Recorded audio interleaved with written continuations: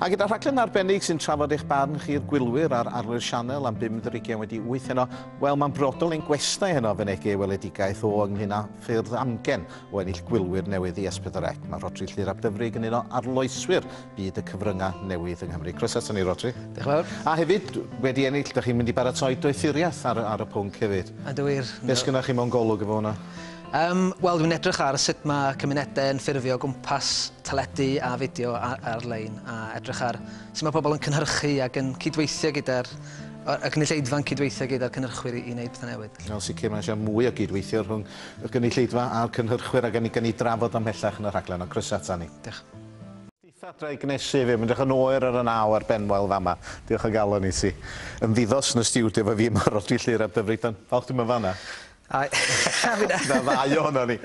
A ni dweud bod gen chi ddoethuriaeth yn edrych fewn i'r cyfryngau newydd. Be di'r cam cyntaf chi'n paratoi ar rhywbeth mor fawr â hyn? Wel, cynllunio ydy'r cam cyntaf ar hyn o bryd wan. Felly mae gen i ryw syniadau ynglyn â y ffordd dwi eisiau mynd ati i wneud y ddau brosiect. A dechrau meddwl am y ffyrdd dwi'n mynd i gasglu'r wybodaeth ac i gynhyrchu'r prosiectau hefyd. Felly mae'n gyfnod cynllunio wan tan y flwyddyn newydd, sy'n ni'n dweud.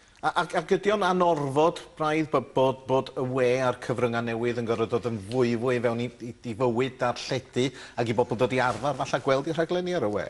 O, yn sicr, mae'n holl bwysig bod y bydd darlledu yn deall, wir bod y we yn rhan o'r ecosystem yna rwan. Ac bod yn rhaid iddo fo blethu mewn ffyrdd mwy a mwy cymhleth. A dwi jyst yn trio edrych ar rai o'r ffyrdd mae hynna'n digwydd ac edrych ar sut mae cynulleidfaoedd yn gweithio o gwmpas y cynnwys yna. Ac oes yna elfen o snobyddiaeth efallai o fewn byd darlledus? Na ni adael hwnna i rywun arall? Wel, falle wir, neu falle mae jyst wedi arfer â un ffordd o wneud pethau ydi o. Felly, mae'n gallu bod yn her fawr i bobl feddwl amdan hyn, a falle mae un o'r pethau ddaw allan o'r ddoethuriaeth ydy rhoi syniadau ynglyn â sut mae posib gwneud pethau. Felly, dyna dwi'n gobeithio beth bynnag.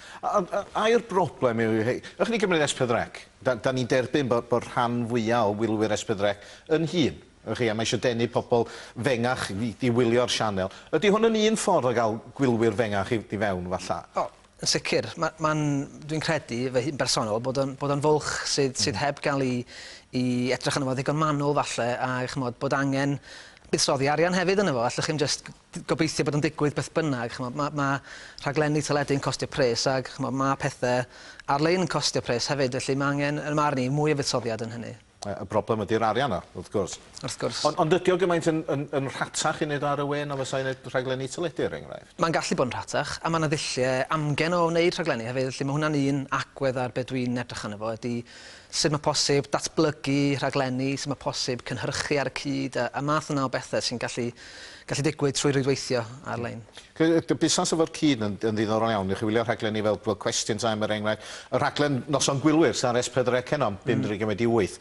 Mi fydd yna barhad wedyn ar y wefan. Ych chi felly bod y rhaglen yn 2 awr o hyd, ond mae'n awr sy'n cael ei ddarlledu ar S4C. Mae hwnna'n ffordd arall ymlaen, wrth gwrs. Yndi, a mae yna bobl, maen nhw'n gwylio ac maen nhw'n gwneud pethau eraill ar y cyfrifiadur yr un pryd. Felly, tra bydd yr rhaglen yn mynd yn ei flaen, dwi'n siŵr bydd pobl yn rhoi sylwadau ar Twitter ac ati. A mae hwnna'n un o'r meysydd dwi efo diddordeb mawr yn efo, felly. Yr ail sgrin, felly, ynddo. Ia, ond ydych chi wedyn yn torri ar yr uned deuluol mewn un ffordd? Ydych bod nhw'n gasglu am teledu, bod nhw fyny mewn stafell arall ar gyfrifiadur yn gwylio, a ydych chi'n colli'r elfen o rannu, lle? Ie, dwi'n meddwl bod hwnna wedi torri es tipyn go lew. Mae mwy a mwy o blant efo teledu yn eistafelloedd, ydych chi'n gallu gwylio pethau trwy'r cyfrifiadur rwan, felly dwi'n credu, mae angen, falle, mewn ffyrdd, bod o'n ffyrdd o gael pawb nôl yn yr un stafell eto. A ffordd neis na chi dweud bod fi'n hen ffasiwn. Ddim o gwbl. Sa'n ni beth o feidio. Ond mae o yn broblem, wrth gwrs, chi enwedig efo pobl hŷn a pobl yn oedran ni, os liciwch chi, da ni'n gyfarwydd ar dechnoleg. A da ni'n gorfod dysgu am hynny.